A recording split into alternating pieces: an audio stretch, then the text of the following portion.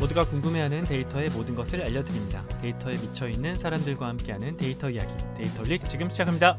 와우. 자, 저희 멤버 소개하면서 시작하도록 하겠습니다. 박 박사님. 네, 안녕하세요. 자동화 생각에 뇌가 기계로 바뀐 박 박사입니다. 반갑습니다. 반갑습니다. 저렇게 들떴냐? 김 팀장님. 네, 데이터 분석으로 밥 먹고 사는 김 팀장입니다. 반갑습니다. 반갑습니다. 저는 기업에서 데이터와 AI 교육을 담당하는 분석꿈나무 조 과장입니다. 반갑습니다. 반갑습니다. 반갑습니다. 저희 데이터올릭은 팟빵, 유튜브, 애플 팟캐스트에서 들으실 수 있고요. 페이스북 페이지와 노션 홈페이지 운영하고 있습니다. 여러분의 정기 후원, 수시 후원, 각 채널의 구독과 좋아요가 많은 힘이 되고 있습니다. 저희 계좌로 직접 정기 후원해주고 계신 귀동량님, 우는아이27님 감사드리고 최근에 후원해주신 닥터케이님 감사합니다. 그리고 저희 플랫폼인 팟빵을 통해 정기 후원해주고 계신 달려뚜뚜님, 날아가는 오르크세님께도 감사드립니다. 팟빵과 유튜브 공지사항, 채널 정보에 후원 계좌가 있습니다. 여러분의 후원은 콘텐츠의 기획과 운영에 소중하게 사용하겠습니다. 방송을 들어주시는 모든 분들께 감사드립니다. 감사합니다. 감사합니다.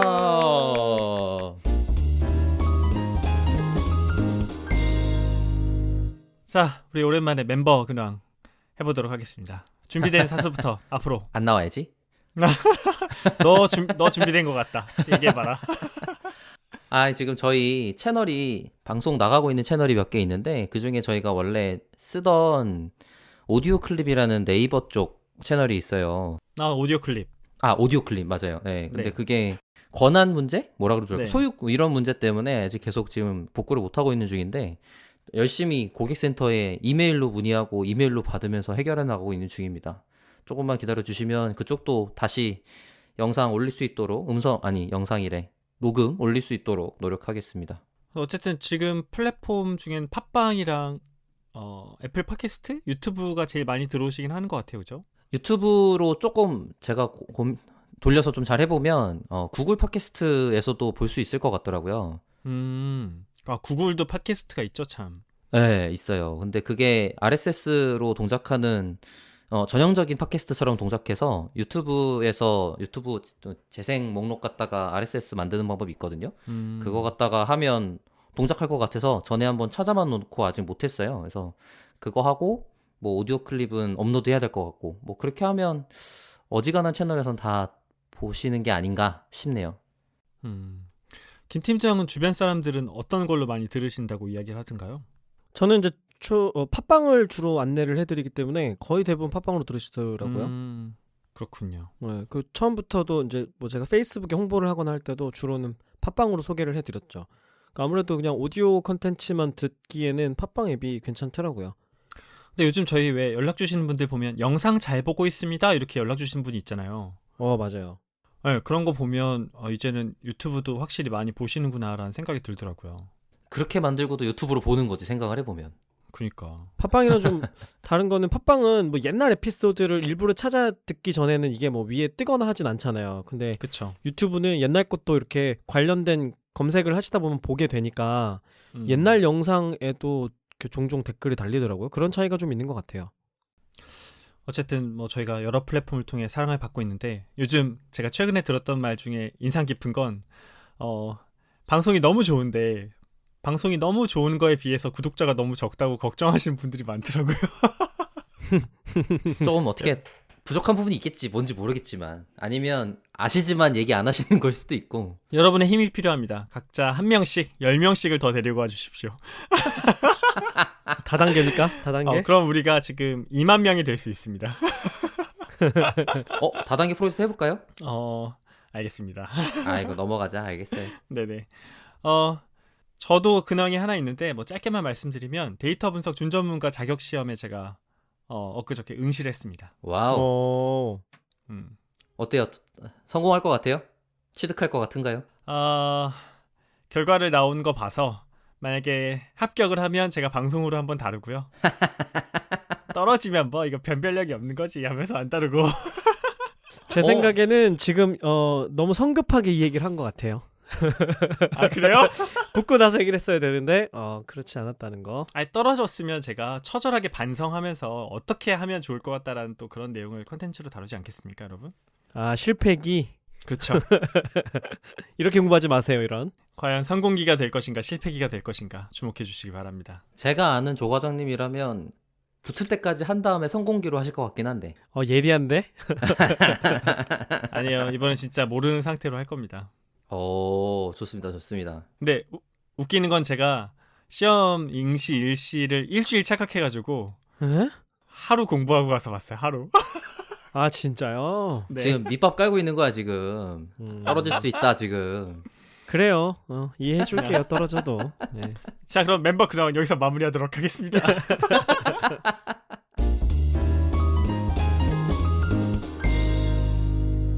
자, 오늘 방송은 오랜만에 우리 돌아온 박 박사. 뭐 어디 갔다가 돌아왔어? 방송만 하면 진짜 갔다가 돌아오면 안 돼요? 그럴 수 없지. 방송만 하면 대박 나는 컨텐츠의 마이다스의 손. 박 박사. 아닙니다. 박 박사가 오랜만에 준비를 해줬습니다. 오늘은 제가 오픈소스에 대한 소개를 좀 해볼까 합니다. 오픈 소스요.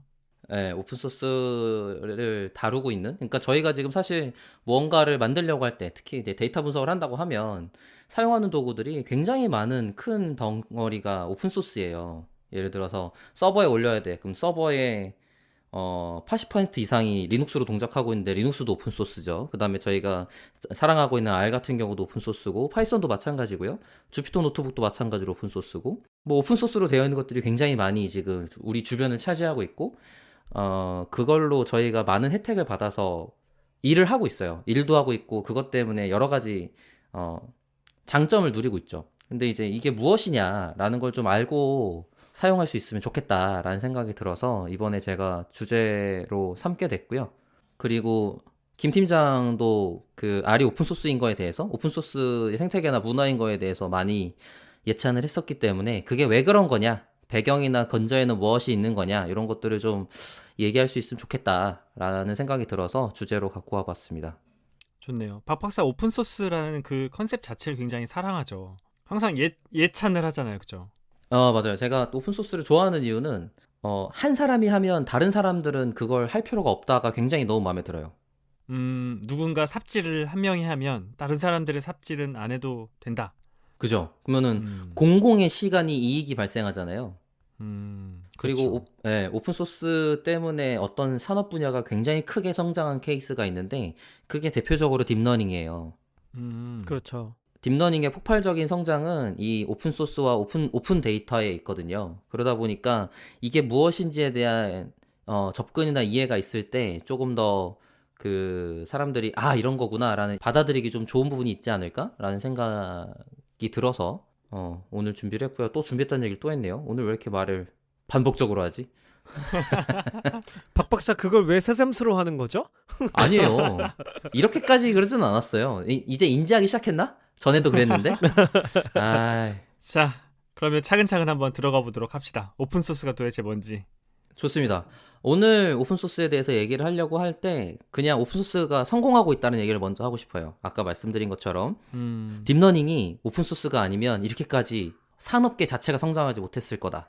네. 이 얘기를 하려고 하는 거고, 그 다음에 가장 크게 오픈소스를 사랑합니다라고 말했던 것 때문에 성장한 기업이 마이크로소프트예요. 이 부분이 굉장히 아이러니한데, 원래 스티브 발머가 CEO로 있을 때는 오픈소스를 증오했어요. 그렇죠. 그거는 산업계를 망치는 원흉이다. 그렇게 생각할 정도로 굉장히 싫어했는데, 지금 사티아 나달리 CEO가 되면서 MS는 리눅스를 사랑합니다. MS는 오픈소스를 사랑합니다라는 스탠스로 전략을 순회했고, 그것 덕분인지 모르겠지만 어쨌든 개발자들의 다시 사랑을 받으면서 크게 지금 주식도 많이 올라가고 다시 예전의 성세를 이어가고 있는 상황입니다. 딥러닝은 뭐 오픈소스 때문에 성장했다라는 게 간단하게 이해할 수 있는 그런 논리일 것 같아요. 뭐냐면 코드가 공개돼 있어. 다른 사람들도 다 딥러닝이라는 지식이 발생했을 때 얻는 이익을 빠르게 취할 수 있게 된 거예요. 그러다 보니까 그 다음번 지식을 만들어내는 시간이 짧아진 거죠. 그렇죠. 네, 지금 뭐 예를 들어서 아주 옛날로 생각을 해볼게요. 강철을 재련하는 지식이 생겼다고 해봐요. 근데 옛날에는 그게 너무 희귀한 일이어서 그걸 독점했어. 할 수 있는 사람만 어떤 돈 많은 사람이 가지고 있어서 그 지식이 전파되는 건 중요한 일이 아닌 거야. 그래서 그걸로 가치가 크게 창출됐는데 지금은 그렇게 만들어지는 지식을 독점해서 가지고 있으면 다른 데서 그거보다 더 빨리 다른 방식으로 성장을 해버리는 거예요. 그러니까 지식을 가지고 있는 채로 다른 사람들한테 보여주지 않으면 성장 속도를 다른 데를 이길 수가 없어. 그러다 보니까 지금은 오히려 내놓아야 한다. 내가 알고 있는 걸 사람들한테 공유하고 오히려 장단점에 대해서 토론하고 얘기하고 그것 때문에 더 나은 지식을 만들어내고 이런 것들이 공개되었을 때 만들어지는 일이다 라는 것들을 지금 많은 사람들이 겪었어요. 딥러닝 때문에. MS도 마찬가지예요. MS가 마이크로소프트가 자신들의 기술들, 사실 마이크로소프트는 엄청나게 머리 좋은 사람들이 무지막지하게 많이 모여있는 거대한 개발 집단이에요. 그러다 보니까 그쪽에서 만들어지는 새로운 기술들이나 코드들이 사람들한테 공개됐을 때 생기는 파급력은 어마무시하거든요. 그러다 보니까 그거를 독점하고 있는 거에 비해서 오픈하는 게 더 이익이다라는 거를 알게 된 사티아 나달리의 의사결정 때문에 많은 개발자들이 마이크로소프트를 좋아해주기 시작했어요. 기술들을 공개하고 그거를 그 벤더 프리하게, 그러니까 어떤 기업의 종속적이지 않게 사용할 수 있게 하는 것을 관심을 많이 가지고 있기 때문에 그런 것들이 개발자들에게 좋아하는 문화가 된 거죠. 근데 MS에서 그러면 어느 레벨까지 코드를 공개하고 있는 거예요? 그러니까 뭐 지금 시제품에 있는 코드를 공개하거나 이럴 수는 없잖아요. 그렇게 하고 있지는 않고요. MS가 지금 오픈소스로 공개하고 있는 덩어리는 굉장히 많긴 하지만 우선 딥러닝 코드가 있죠. MS가 연구해서 공개하고 있는 딥러닝 코드가 있고 그 다음에 자기들의 클라우드에서 제공하는 서비스들을 오픈소스로 만들어 공개하는 것들을 많이 열심히 하고 있어요. 특히 이제 협업이 이익이 날 만한 분야들을 많이 하고 있는데 예를 들어서 제가 사용하는 것 중에 VS 코드라고 하는 아이디가 있는데 그것도 오픈소스로 공개돼 있고요. 그리고 그 다음에 그쪽에 익스텐션, 그러니까 추가 확장팩 같은 걸 만들 수 있는데 그것도 전부 오픈소스로 공개되어 있어요. 그리고 대부 컨테이너라고 도커 갖다가 개발 환경을 가상으로 만들어서 아이디에 붙여 사용할 수 있는데 그때 만드는 개발 환경들도 전부 오픈소스로 공개돼 있고요. 개발에 사용되는 도구들이랑 관련된 그런 코드들인 거군요. 우선은 그렇죠. 딥러닝 같은 경우는 이제 지식이 관련된 경우일 거고 그 다음에 오픈 데이터라고 하죠. 데이터들을 비용을 발생해서 라벨 정제된 데이터를 만들고도 그거를 공개할 수 있는 라이센스, 재사용 가능한 라이센스를 달아서 사용하세요라고 허용하면서 공개하는 케이스도 있고요. 근데 윈도우 자체는 오픈 소스가 아니지 않아요?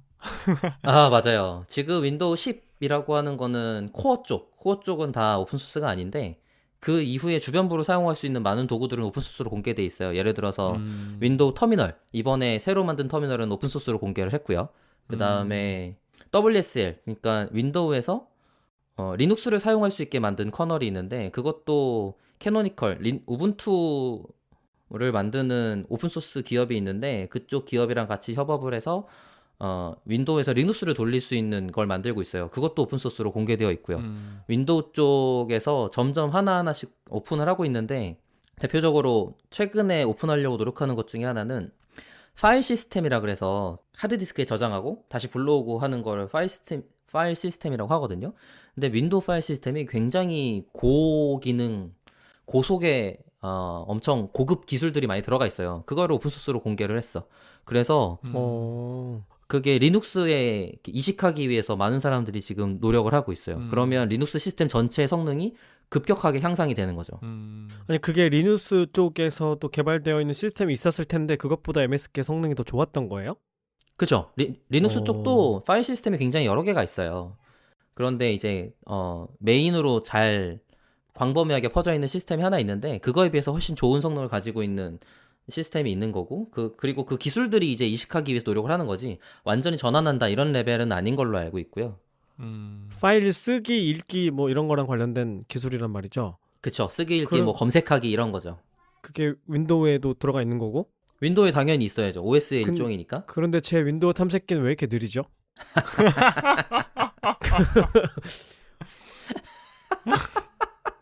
그건 네, 알겠어요. 답을 해주세요. 아니, 그러니까 윈도우가 OS적으로 가지고 있는 그런 뭐 하드웨어 드라이버랑은 또 별개의 문제라서 그거는 완전히 그렇게 뭐 그것만 느려요 이렇게 하기에는 다른 고려해야 될 점들이 너무 많아요. 아, 근데 참 그 CEO 한 명 바뀐 거 가지고 정말 큰 변화예요. 그렇지 않아요? 그러게 말이에요. MS만 생각하면 진짜 말도 안 되죠. 아니, 요즘에 구글은 MS 같아지고 MS는 구글 같아진다는 이야기가 종종 나오더라고요. 그런 얘기 하더라고요. 그 재밌어요, 되게. 구글이 그러네. 구글 같은 경우는 자기들의 연구 성과를 어쨌든 논문으로 공개를 열심히 하려고 해요.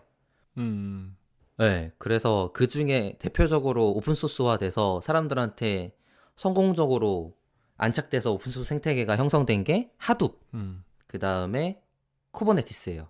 음, 대표적으로. 하둡은 파일 분산 처리 시스템 같은 건데, 구글이 아주 옛날부터 검색 시스템으로 사용하려는 서버에서 활용하던 기술 중에 하나고요. 음, 쿠버네티스도 보그였나? 보그라고 하는 구글 내부적으로 사용하는 서비스 관리 오케스트레이션 도구에 대한 논문을 오픈 소스로 구현한 버전이라고 보시면 되거든요.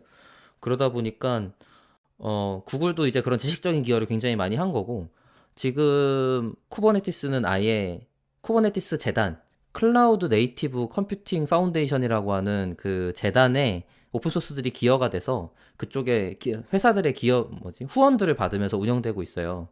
쿠버네티스랑 하둡이 오픈소스로 나갔던 가장 거대한 기업형 솔루션의 일종 두 가지인데, 하둡은 뭔가 거버넌스가 제대로 안 잡혀 있던 것 때문에 굉장히 나쁘게 말하면 난잡하게 여러 가지 소스들이 나왔었는데, 그 쿠버네티스는 그걸 좀 중심적으로 운영하고자 하는 거버넌스 체계가 좀 잘 잡혀서 그것 때문에 좀 지금 거의 표준인 것처럼 사람들에게 전파가 좀 되었죠. 그런 것처럼 좀 개발 도구들도 그런 노력들이 있는 걸로는 알고 있어요. 음.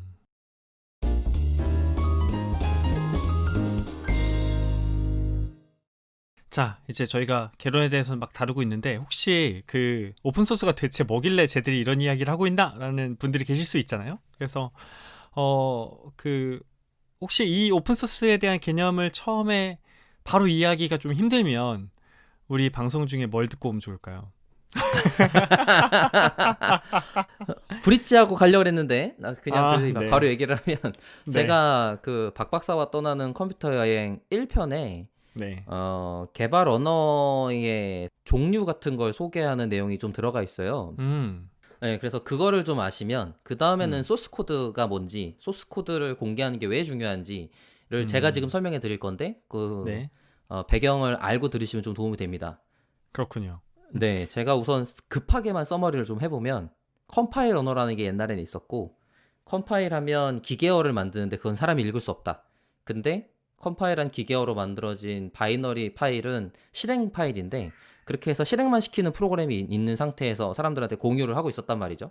근데 문제가 있어. 예를 들어서 1 더하기 1인데 100 더하기 100 하면 중간에 200이라고 안 나오고 300이라고 나오는 문제가 있다고 생각해봐요. 그러면 개발하는 사람한테 이거 100 더하기 100 하니까 300이 나와요 라고 알려줘야 될 거 아니에요. 네. 아니면 내가 고쳐야겠죠? 100 더하기 100을 왜 300이라고 하지? 라고 코드를 뜯어본 다음에 여기서 잘못했네. 여기는 100 더하기 100 고쳐야겠다 라고 생각할 수 있는데, 컴파일된 파일만 갖고 있으면, 그러니까 기계어 코드만 갖고 있으면 제가 이게 어디가 문제인지를 알 수가 없는 거예요. 그러니까 기계어를 만들 수 있는 소스 코드가 함께 있어야 논리적인 수정, 그 다음에 코드에 대한 버그에 대한 보고, 이런 것들이 가능해지는 거죠. 그래서 그 컴파일 되기 전 코드를 소스 코드라고 하고요. 소스가 되는 코드란 뜻이죠. 그래서 소스 코드, 컴파일러, 그 다음에 바이너리라고 부르는데, 컴파일러는 소스 코드를 바이너리로 만들어주는 도구이고요. 바이너리는 우리가 사용하는 실행 파일 같은 거라고 보시면 돼요. 그래서 소스 코드가 있으면 내가 문제가 있는 걸 당장 고쳐서 사용할 수도 있고, 만든 사람한테 이거 고쳤으니까 이렇게 고치면 좋을 것 같아요 라고 알려줄 수도 있고. 그런데 이렇게 하기 시작하면 무슨 문제가 있냐면, 소스 코드가 있으면 제가 고쳐서 사용할 수 있게 되잖아요. 그러니까 내가 만들었어요 라고 사람들한테 줄 수도 있는 거야. 그렇죠. 옛날에는 그걸 문제라고 본 거죠. 왜 문제라고 봤던 거예요? 저작권의 문제? 저작권의 문제가 있는 거예요. 발명이랑 똑같이 제가 만들었어요. 근데 제가 만들어낸 뭐가 있을까요? 피리가 있다고 생각해봐. 근데 만드는 건 눈으로 보고 똑같이 따라할 수 있잖아요. 그쵸. 네, 그러니까 그걸 똑같이 따라서 만들면 내가 만들었다는 그 노력에 대해서 사람들이 인정해 줄 수가 없는 거예요. 그거를 특허로 막아놨고 소스 코드는 저작권으로 막혀져 있긴 한데 그 저작권으로 막혀져 있는 부분을 사람들한테 주기 시작하면 그러면 나보고 이 이익을 어떻게 내가 코드를 만들어낸 노력에 대한 이익을 내가 어떻게 환수하지? 라는 문제가 발생하는 거죠. 그걸 그래서 공개하지 않는 쪽 사이드를 클로즈드 소스라고 부르고 공개하는 쪽 사이드의 사람을 오픈 소스라고 부릅니다. 그래서 이렇게 공개되어 있는 것들이 아까 말씀드렸던 것처럼 딥러닝의 지식적 전파와 폭발적인 성장, 뭐 MS가 가지고 있는 그런 지금 사랑해요라는 맥락과 일치하는 거죠. 이게 공개돼 있어야 개선이 되고, 그리고 공개돼 있어야 사람들이 이거 문제예요라고 알려줄 수 있고, 그리고 알려줄 수 있는 사람들이 모이기 시작해야 그 개선이 빨라지고 성장할 때 도움이 되는 거죠. 이렇게 오픈 소스는 소스가 공개돼 있다라는 그 자체로 그냥 여러 가지 장점을 가지고 있는데, 그게 옛날과는 다르게 지금은 지식이 축적되는 속도가 엄청 빠르기 때문에 이익이 된 거예요. 옛날에는 그걸 감추고 있어도 어떤 몇 명의 천재가 모여서 만들면 다른 사람들 만드는 것보다 훨씬 좋은 걸 더 빨리 만들 수 있었어. 왜냐하면 개발자들이 굉장히 희소했고, 그 다음에 그걸 만들어낼 능력이 있는 사람, 좋은 걸 만들어낼 능력이 있는 사람이 희소했기 때문에 그 희소한 사람들이 그렇게 만들어낸 결과물을 독점하는 게 돈을 벌기 좋은 방법이었던 거예요. 마이크로소프트가 그렇게 돈을 벌었죠. 그쵸. 그런데 지금은 워낙 많은 사람들이 소스 코드를 다룰 수 있게 됐어요. 잘난 사람들도 너무 많아졌고 보급이 된 거지. 이걸 만들 수 있다가. 그리고 깃이라든지 깃허브라든지 코드를 공개할 수 있는 소스도 굉장히 많아졌고, 깃이 옛날의 파일 시스템에 비해서, 그러니까 버전 관리 시스템에 비해서 여러 사람들이 자기만의 속도와 시간으로 작업을 할 수 있게 만드는 환경을 제공해줘서 그게 지식을 쌓을 수 있는 다양한 방법들을 제공하게 만들어진 기초가 된 거예요. 오픈소스가 성장하게 된 배경이 아닌가 저는 개인적으로는 생각을 하고 있고, 그러다 보니까 이게 사람들이 이상해진 거죠. 왜? 그러니까 우리나라도 그런 옛날에 무역 시절, 제조업이 성장하던 시절에 특허를 다른 사람들한테 하우투를 공개하는 게 얼마나 멍청하고 무식한 짓인가라는 걸 너무 많이 알았단 말이에요. 뺏기잖아. 특허권도 그렇다고 그거를 잘 엄청나게 보호해주는 것도 아니고 보호를 받기 위해서 들여야 되는 노력도 엄청난데 사람들한테 알려주는 거 그 자체가 엄청난 그 용기를 가져야 되는 일이란 말이에요. 그런데 코드 쪽은 만드는 게 제조업에 비해서 수월하고, 그 다음에 지식의 성장이 오히려 많은 사람들이 모여서 함께 작업하는 것들이 훨씬 더 빠른 지식적 성장을 만들어내기 때문에 환경이 달라진 거예요. 근데 그 오픈소스를 하는 사람들은 그러면 자기가 만든 오픈소스 코드를 가지고 돈 벌 생각이 없는 거예요? 당장 돈 벌 생각은 없기 때문에 그렇게 뭐랄까 편하게 내놓을 수 있는 거예요? 공개할 수 있는 거예요? 오픈소스의 수익 구조는 제가 뒤에 다루려고 했는데 아예 지금 꺼내놓고 할게요. 네네네. 그 오픈소스는 옛날에는 돈 벌 생각으로 한 게 아니었어요. 왜냐면 코드를 만드는 사람이 굉장히 희귀한 사람이었고 그게 너무너무 재밌는 취미생활이었던 거예요. 그래서 그냥 내가 만든 거 다른 사람이 고쳐주면 신나고 좋은 일인 거야. 써주면 신나고 좋은 일이었던 거고. 그러니까 단순히 얼마를 번다 이게 아니라 네. 내가 만든 거에 대해서 사람들이 의견을 더해주고 더 좋은 코드로 뭐 수정 의견도 주고 많이 사람들이 퍼가서 쓰고 이 자체가 너무 즐거운 일이라는 거죠. 그쵸. 지금도 생각해보면 취미생활 동아리 같은 게 있다고 생각을 해봐요. 그러면은 네. 초보자가 들어왔을 때 잘 할 줄 아는 사람들이 신나서 설명을 해주잖아요. 그렇죠. 약간 그런 맥락으로 시작했던 거예요. 생각을 해보면. 그런데 이제 처음에 이거 갖다가 돈을 벌려고 맘먹었던 빌 게이츠랑 반대인 오픈소스 진영이란 게 갑자기 대립각을 크게 세우기 시작했는데, 그때는 여전히 돈 버는 거는 심지어 심각한 문제가 있는 사람이다라고 생각할 정도의 문제였어요. 과거에는. 양아치니 뭐 이런 거죠. 네, 네. 너 이게 뭔데 네가 이거 갖고 돈 벌려 그러냐? 약간 이런 거예요. 그렇구나. 네. 그러니까 지금 예를 들어서 아까 말한 취미생활 동호회에서 좀 할 줄 아는 사람이 초보자 좀 가르쳐 주다가 여기 교육인데 한번 강의 들어봐. 안 그러면은 내가 더 안 가르쳐 줄 거야. 이렇게 얘기한 거랑 똑같은 거야. 그럼 동호회 사람들이 야씨 너 뭔데 교육 업체가 와갖고 지금 동아리에서 지금 물 흐리는 거야? 이렇게 되잖아요. 그렇죠. 예, 약간 그런 느낌으로 된 거였죠. 그래서 그 가끔 R이나 파이썬을 교육해서 돈 버는 건 오픈소스 정신에 맞지 않는다 이런 얘기 하는 분들이 있어요. 맞아. 근데 오픈소스에서 교육이 굉장히 큰 수익 사업 중에 하나예요. 그러다 보니까 그걸 욕하는 건 좀 이상한 일이야. 지금 생각하면 더욱더.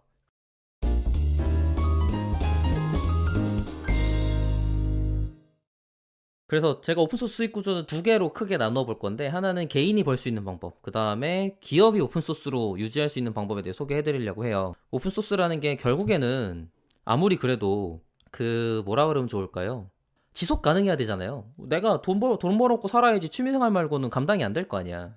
그러니까 저는 제일 처음에 이게 이해가 안 갔던 게 자기 시간을 쓰는데 시간은 곧 자원이고 비용이어서 투입한 만큼의 리턴이 있어야 되는 거잖아요. 근데 아무리 기분이 좋고 고향감을 얻게 되는 게 좋을지라도 돈이 안 되는데 지속할 수 있을까라는 의문이 들더라고요. 아, 그러니까 말이야. 처음에는 그렇죠. 그러니까 음, 왜 사람들의 맨 처음에 이 오픈소스에 사람들이 기여하기 시작한 게 뭐였었냐면, 기시라는 버전 관리 시스템을 만들고 어떤 도구에 이 사람이 여기 고쳐서 이제는 잘 됐어요라는 거를 기록해 주기 시작했어요. 음, 과거에는 코드를 만들 때 이 부분은 누가 고쳤으니까 그것 때문에 잘 된 거임이라고 기록하는 게 뭐 있긴 했지만 그게 공개되거나 그러지 않았었어. 그러다 보니까 내가 고쳤는데 그게 내가 고쳤다고 사람들한테 알려주네? 이렇게 된 거예요. 그러니까 레퓨테이션이란 게 오픈소스의 기여에서 발생하기 시작한 거죠. 나 이거 고친 사람이야. 나 이것 때문에 이거를 더 좋게 만든 사람이야. 라는 게 사람들한테 알려지는 상태가 되기 시작하면서 오픈소스에 사람들이 너나 할 것 없이 뛰어들기 시작했어요. 그래서 유명한 사람들이 생기기 시작하죠. 예를 들어서 판다스를 만든 사람, 넘파이를 만든 사람, 아니면 넘파이나 판다스를 관리하는 사람, 그리고 예를 들어서 뭐 넘파이를 예를 들어 10만 명이 쓴다고 생각해봐요. 근데 10만 명이 쓰는 도구인데 모르겠어요. 3 더하기 3은 7이라고 나오면 심각한 버그가 있어. 근데 10개월 동안 고치지 못하고 있었어. 근데 어느 누가 나서서 그걸 한번 고치면 10만 명이 혜택을 보는 거예요. 그러면 그 10만 명이 얼마나 그 고친 사람한테 감사하겠어. 그렇죠. 그게 레퓨테이션이라는 게 생기기 시작한 거예요. 혹시 그 감사함 자체는 돈이 안 되지만 그 레퓨테이션을 얻은 사람은 더 좋은 직장이나 직무로 이동할 수 있기 때문에 하는 건가? 그쵸? 내가 너무 사리사욕의 관점에서 아니요. 생각하나요? 이게 대표적으로 그렇게 채용에 관련된 레퓨테이션이 쌓이기 시작해요. 그러니까 개발자는 오픈소스에 참여하거나 스택 오버플로우에 질문을 하거나 답을 하거나 이 과정들이 자기의 레퓨테이션 쌓는 굉장히 중요한 선순환 사이클 중에 하나거든요. 그러니까 채용에 잘 되는 건 좋은 일인 거죠. 왜냐면 예를 들어서 판다스의 코어 개발자라고 생각해봐요. 그러면은 판다스를 잘 쓴 사람, 엄청나게 잘 쓰는 사람일 거잖아요. 그렇죠. 그러면은 판다스가 필요한 기업 입장에서는 당연히 채용하겠지. 얼마가 들더라도 채용하겠지. 그러니까 약간 그런 식인 거예요. 그러니까 근데 저는 그게 약간 부수 효과인 것 같고. 부수 효과죠. 그죠. 원래는 그냥 그렇게 소스를 계산하고 만드는 행위 자체가 되게 즐거움으로 다가오고, 그냥 뭐 그런 거 생각하지 않을까? 예전에 왜 그런 거 있었잖아요. 그 웹소설 이런 거 사람들이 써서 인터넷에 공유하잖아요. 돈 안 받고. 네네네. 그쵸. 그거 자체에서 느껴지는 즐거움이 있고, 그로 인해서 이렇게 논의가 오가고 하는 것 자체가 이 문화계를 풍성하게 하고, 이런 이제 그 근본적인 즐거움이 있잖아요. 그 코드를 만들어내는 분들도 그냥 그렇게 만들고 개선하는 행위 자체에서 오는 근본적인 즐거움을 우선은 즐기는 것 같더라고요. 그게 이제 개인 시장이에요. 그래서 조금 더 그렇게 해서 인기를 얻기 시작하면 더 시간을 많이 들여야 되는데 돈이 안 되잖아. 계속하면. 네, 그러니까 후원을 받기 시작해요. 커지면. 네, 기본적으로는 후원을 받기 시작하고 옛날과 다르게 요즘은 오픈소스에 대한 후원이 좀 활발한 편이에요. 특히 이제 깃허브이 개인 후원에 대해서 시스템을 제공해주기 시작하면서 그 오픈소스 개발자의 후원 문화가 굉장히 활발해지기 시작하죠. 그래야지 예를 들어서 넘파이를 개발하던 사람이 나 이제 못해, 안 할래. 그러면은 넘파이 쓴 사람들 미쳐요, 안 미쳐요? 그러니까 제발 계속 개발해주세요. 이렇게 되는 거예요. 그러다가 이제 재단도 만들어지고 그러는 거죠. 맞아요. 그러다 보니까 이걸 관리하는 걸 한 개인에게 맡길 수 없다라는 것 때문에 재단이 만들어지던지 후원을 하게 되던지 아니면 거버넌스 체계가 갖춰지게 되는데, 이제 거버넌스 체계는 제가 이 다음번에 한번 소개해드리고 수익 구조만 조금 더 얘기를 해볼게요. 그래서 개인이 어떤 일정 오픈소스를 만들면 사람들한테 인기를 끌게 돼요. 근데 그렇게 끄는 인기가 커지면 채용도 할 수 있겠고 아니면 외부의 사람들이 후원도 할 수 있게 되는데, 그거 말고 최근에 나타난 다른 방법이 있는데 그 오픈소스를 자기가 원하는 외부의 사람이 자기가 원하는 형태로 개발해 주세요라고 하는 작업에 대한 직접 외주가 가능해요. 예를 들어서 제가 만들고 있는 패키지 중에 N2H4랑 DNH4라는 뭐 뉴스 크롤러가 있어요. 네. 근데 가정을 해볼게요. 지금은 댓글을 갖고 오는 기능이 있기는 한데 만약에 없다고 쳐보세요. 없다고 치면 어떤 뭐 모르겠어요. 컨설팅 쪽 텍스트 컨설팅 같은 걸 해야 되는 쪽 사람이 저한테 그거 댓글을 갖고 오는 기능을 만들어주는 걸로 얼마 주겠다. 시급으로 줄 테니까 얼마나 걸리겠냐라고 저한테 문의를 하고 얼마 걸릴 것 같아요라고 하고 제가 그 기능을 만들어주는 거죠.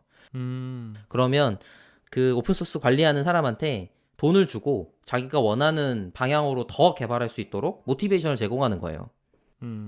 그렇게 하면 이제 개인은 그 프로젝트를 돈을 받으면서 유지할 수 있게 되고 더 많은 개발적 동기부여가 가능해지겠죠. 제가 아는 한 개인이 얻을 수 있는 오픈소스의 수익 구조는 이 정도인 것 같아요.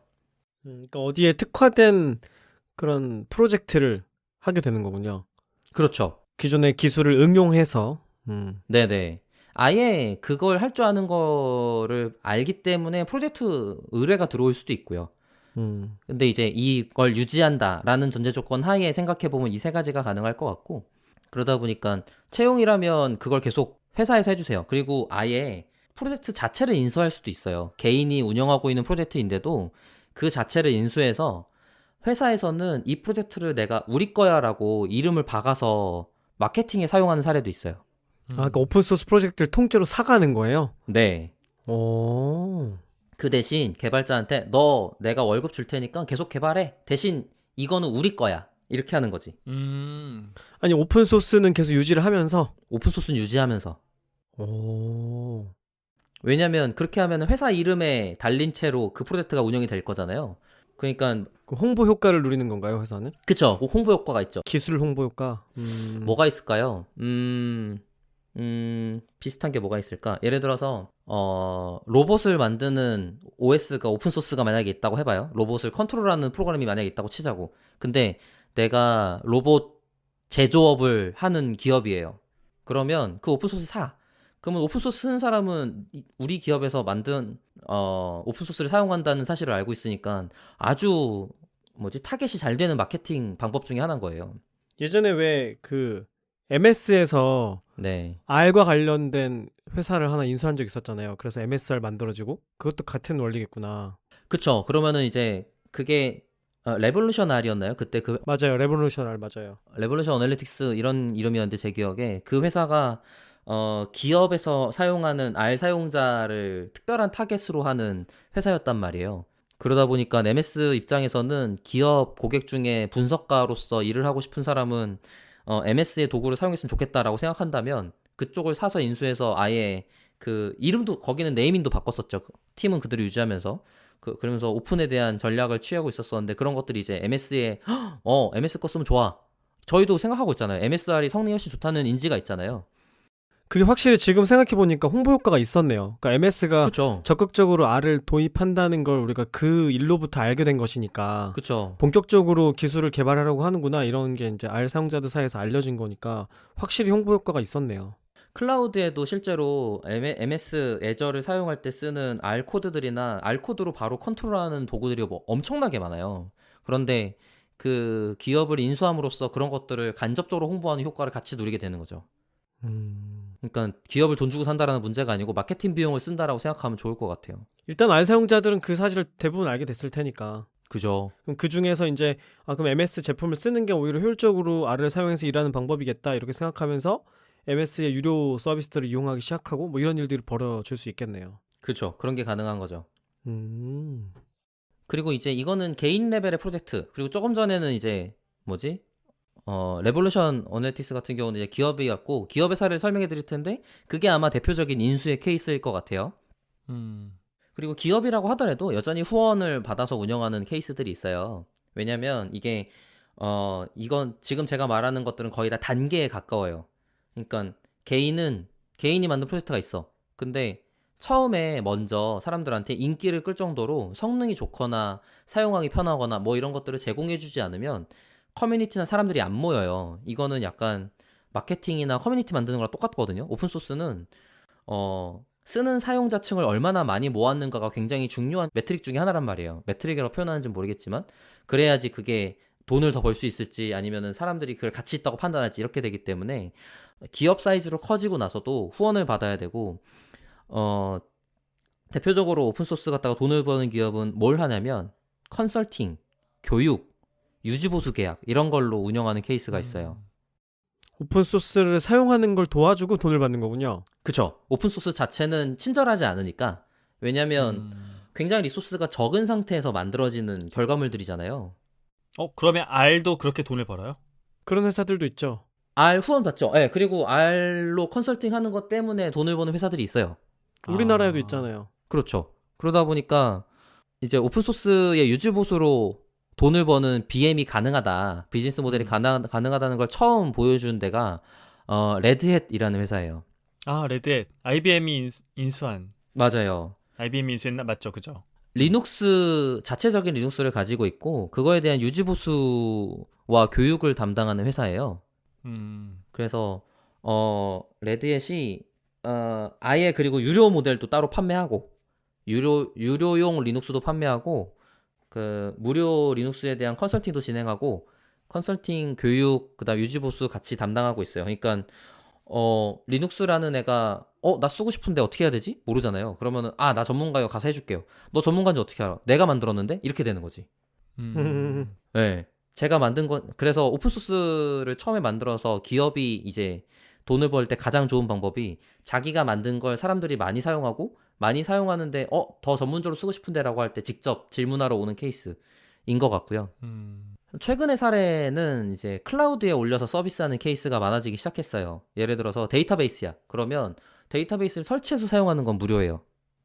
오픈소스니까 그냥 설치해서 사용하면 돼. 그런데 그거에 대한 퍼포스 튜닝이라든지 사용하는 방법 이런 것들이 어렵기 때문에 클라우드에 그러네요. 저희 클라우드 방송도 있었으니까 가서 보시면 좋을 것 같아요. 박박사가 떠나는 컴퓨터 여행 3편이 아마 클라우드 내용일 겁니다. 네. 그쪽에 가서 보시면 여러 가지 서비스들이 있는데 예를 들어서 데이터베이스를 그냥 클릭하는 것들로 만들어 사용해. 그러면 그 어떤 데이터베이스를 만드는 오픈소스 회사가 직접 그런 클라우드 서비스도 같이 운영하는 거예요. 그러면 뭐 컴퓨터 사고 어쩌고 안 하고 그냥 편하게 켜서 DB를 사용할 수 있게 되는데 그렇게 되면은 설치라든지 뭐 계정 관리라든지 이런 것들을 안 하고 편하게 사용할 수 있게 되는 거죠. 그러다 보니까 그런 클라우드 서비스를 제공하는 형태로 오픈소스 기업이 BM을 설계하는 케이스가 최근에 굉장히 많아졌고 그거의 대표적인 사례가 엘라스서치랑 몽고DB예요. 엘라스서치는 대표적으로 검색 엔진을 시작한 오픈소스고 오픈소스로 시작한 것 중에 기업으로 굉장히 잘 성장한 케이스 유료 수익 모델도 잘 잡고 성장한 케이스고 몽고DB 같은 경우도 비슷한 사례인데 이 둘이 기업으로 넘어오면서 클라우드로 넘어오면서 오픈소스 그 라이선스 쪽에 큰 문제가 발생한 적이 한 번 있어요. 그게 뭐냐면 오픈소스는 제가 아마 다음 시간 정도에 라이선스 소개를 라이선스랑 거버넌스 소개를 해드리게 될 텐데 라이선스는 뭐냐면 그냥 자기가 설치해서 사용하면 편하게 쓰세요. 그 다음에 뭔가 고치는 게 있으면 그거 좀 코드기 해주세요. 이런 정도의 맥락이거든요. 너가 썼으면 내 거 썼다고 써줘라 정도만 있단 말이에요. 그러다 보니까 뭐 카피라이트 누구한테 있다. 네네네. 파워드 바이 누구 뭐 이런 거. 그죠. 그러니까 뭐 N2H4면 박찬엽이 만든 거 썼어요. 클라우드 뭐 이런 게 써달라 이거야. 그런데 네네. 클라우드 시장이 생기면서 아까 말씀드린 것처럼 기업의 오픈소스 수익 구조 중 하나가 사스 솔루션을 제공하는 거잖아요. 그런데 거대 클라우드사는 사스 솔루션을 제공해주기가 수월한 거야. 그렇잖아요. 돈이 많아서? 개발자도 많고 뭐 애저, 구글, 클라우드 플랫폼, 뭐 AWS 전부 다 자기네가 직접 예를 들어서 마리아DB라고 생각해 볼게요. 마리아DB 같은 거 자기네가 오픈소스 사스로 제공한다고 생각하면 마리아DB는 사스 솔루션 제공하면 그거 게임이 되겠어요? 이기기가 쉽지가 않은 거지. 그런 문제에 대해서 문제기가 엘라스서치랑 몽고DB에서 나왔어요. 둘 다 사이즈가 좀 크거든. 오픈소스 사스 솔루션으로 판매하는 기업 치고는 돈이 좀 민감한 큰 기업이었단 말이에요. 그런데 마이크로소프트랑 뭐 애저 이런 데서 그거랑 똑같은 기능을 제공하는 오픈소스 인데 오픈소스인지는 별로 안 좋아하지만 사스 같은 걸 제공하기 시작하는 거야. 그러면은 기껏 내가 다 만들어 놓고 사스로 돈 좀 벌려고 그랬더니 딴 놈이 뺏어가네 이렇게 되는 거지. 그렇군요. 그래갖고 몽고DB는 아예 라이센스를 변경했어요. 어떤 걸로 변경했는지는 제가 다음 시간에 소개를 한번 해드릴게요. 그게 엘라이서치랑 두 개가 되게 큰 문제가 있었었죠. 라이선스 문제 때문에. 결국에 이제 몸집 커지고 돈 벌기 시작하면서 이런 갈등들이 생기는 거군요. 맞아요. 이권 다툼인 거지 결국에는. 오픈소스로 돈 버는 게 많지 않은데 그렇게 해서 돈 벌기 시작하니까 딴 놈이 뺏으니까 아까운 거야. 당연하죠. 그거 아깝겠지. 그리고 마지막 한 개 정도만 소개드리면 오픈소스로 돈 버는 기업 중에 이렇게 일반적인 오픈소스 말고 정말 신기하게 돈 버는 데가 한 군데 있어요. 그게 뭐냐면 블랙덕 소프트웨어라는 회사예요. 지금 이름 바꿨던 걸로 알고 있는데 잘 모르겠네요. 블랙덕 소프트웨어라는 회사는 오픈소스가 이렇게 사람들한테 퍼지기 시작하면서 라이선스 문제가 불거졌어요. 제가 라이선스는 뒤에 소개해드릴 건데 근데 라이선스를 침해하면 고소당해요. 큰 고소건이 몇 개 있었어. 심지어 뭐 우리나라 한컴도 마찬가지고 삼성도 마찬가지고 고소건이 몇 개 있어서 큰 돈을 물어줘야 됐었단 말이에요. 그러다 보니까 블랙덕 소프트웨어가 무슨 솔루션을 제공하냐면 야 니네가 쓰고 있는 코드에 오픈소스 뭐가 있고 니네 코드 공개해야 되는 위험이 있어. 이런 걸 검사해줘. 그걸로 돈을 벌어요. 논문 표절 서비스랑 뭔가 비슷한 느낌이네. 맞아요. 논문 표절 서비스인 거야. 그런데 이게 기가 막힌 게 뭐냐면 오픈소스는 코드가 공개돼 있잖아요. 그렇죠. 그래서 코드를 수집하는데 돈이 안 들었어 얘네는. 그러네. 네. 검색만 잘 걸리게 만들면 되는 거네. 그래갖고 고속 검색 기능이 굉장히 중요한 핵심 역량이에요 얘네는. 그리고 라이선스에 대한 정확한 컴플라이언스가 핵심 역량이어서 그 컴플라이언스는 다 사람이 하거든요. 그리고 왜냐면 이제 아다르고 어다른 거라 판단하고 이거는 변리사들이 붙어 있어요 또. 네, 저작권이랑 이건 기술 특허랑 비슷하게 걸려 있어서 변리사들이 붙어 있는데 그러다 보니까 실제 변리사까지는 안 가지만 그걸 검수할 수 있는 사람들이 엄청나게 많이 있어야 되고 대신 이런 문제를 겪는 건 엄청나게 큰 기업이거든요. 작은 기업들이 아니에요. 그러니까 소수의 사람이 엄청 고급 컨설팅을 하는 사업을 영위하게 되는 거죠. 와, 되게 정말 신기한 부수 사업이네. 그죠? 저 진짜 와 세상에 어떻게 이렇게 돈을 버나 싶었다니까요. 야, 참 다양하게 돈 벌어 사람들 진짜. 역시 뭐 금광 있다고 하면 청바지 파는 게 짱이야.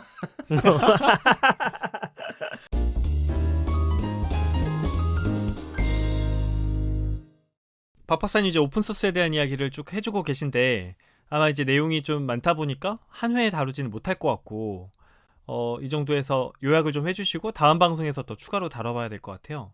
네네. 오늘은 조금 오픈소스에 대해서 관심 가지실 만한 내용들을 위주로 했던 것 같아요. 돈을 어떻게 버는지, 주제가 뭐가 있는지, 요즘 왜 잘 나가는지. 다음 시간에는 제가 계속 예고 드렸던 라이센스가 뭐길래 어떻게 구성되어 있길래 그게 문제가 되는가라는 얘기랑 오픈소스를 아까 말씀하신 것처럼 누가 취미생활로 하는데 그렇게 진행돼 온 지가 되게 오래됐거든요. 그러니까 이제 큰 프로젝트는 어떻게 관리하고 있는가, 그 다음에 내가 하고 싶으면 어떻게 시작하면 좋은가, 뭐 이런 얘기들을 할 수 있을 것 같아요. 김 팀장이랑 제가 한마디씩 좀 소감을 말할까요? 일단 저 먼저 말씀을 드리면 저는 사실 오픈소스 되게 멋있거든요. 이게 어떤 느낌이냐면 저는 이제 개발자가 아니니까 전자제품 같은 거 볼 때 케이스가 투명하게 되어 있는 전자제품 본 적 있죠? 아, 네네네.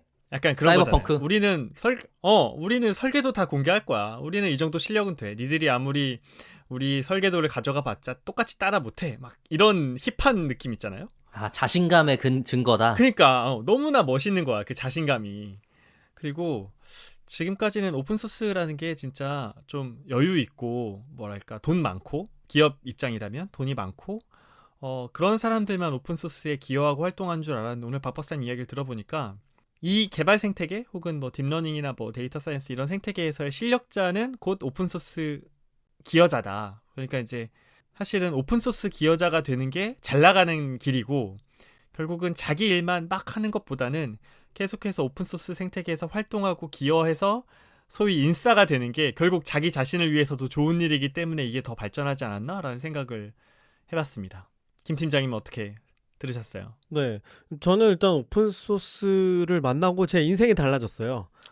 저는 간증이잖아. 정말 최대의 수혜자라고 스스로 생각을 합니다. 전 진짜 깜짝 어, 놀랐어요. 그러니까 이런 식으로 그렇군요. 기술이 그러니까 공짜로 공유된다는 게 놀랍고, 그다음에 그 덕분에 이렇게 빠른 속도로 계속 발전한다는 게 놀랍고, 저는 그 옆에 붙어 있기만 해도 덩달아서 제 기술이 향상되는 거예요. 그냥 아무것도 안 하고 그냥 옆에서 지켜보고만 있어도 또 좋은 걸 알게 되니까.